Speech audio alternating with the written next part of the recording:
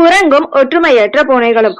ஒரு நாள் 2 பூனைகள் சேர்ந்து ஒரு வீட்டில் ஒரு அப்பத்தை எடுத்தது. அந்த அப்பத்தை 2ஆக பிரிக்கும் போது ஒரு பூனை அப்பம் சரி சமமாக பிரிக்கப்பட வேண்டும் என்று மற்ற பூனையிடம் சண்டையிட ஆரம்பித்தது. பின் யாரிடமாவது சென்று அப்பத்தை பங்கிடுவோம் என்று தீர்மானித்தன. அதனால் 2 பூனைகளும் அப்பத்தை பங்கு பிரிப்பதற்காக ஒரு குரங்கிடம் சென்றன. குரங்கும் அப்பத்தை சமமாக பிரிக்க ஒரு தராசில் அப்பத்துண்டை 2ஆக வெட்டி ஒவ்வொரு தட்டிலும் ஒவ்வொரு துண்டை வைத்து நிறுத்தி பார்த்தது. தராசில் ஒரு தட்டு கீழே தாழ்ந்தது.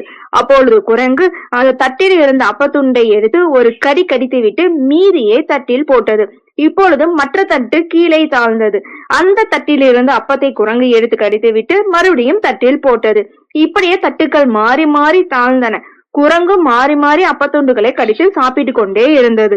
அப்பம் குறைவதை பார்த்த பூனைகள் தங்கள் தவறை உணர்ந்து பங்கு பிரிக்க வேண்டாம், நாங்களே பார்த்துக் கொள்கிறோம், மீதமுள்ள அப்பத்தை தரும்படி கேட்டன. ஆனால் குரங்கு மீதமுள்ள அப்பம் தான் இதுவரை செய்த வேலைக்கு கூலி என்று சொல்லிவிட்டு அதையும் வாயில் போட்டுக்கொண்டு சென்றது. ஒற்றுமையற்ற பூனைகள் ஏமாந்து கவலையுடன் திரும்பி சென்றன. விட்டு கொடுத்து வாழ்ந்தால் பல நஷ்டங்களை தவிர்க்கலாம். ஓகே ஃப்ரெண்ட்ஸ், இந்த வீடியோ உங்களுக்கு பிடிச்சிருந்துச்சுன்னா லைக், ஷேர், சப்ஸ்கிரைப் பண்ணுங்க. தேங்க்யூ.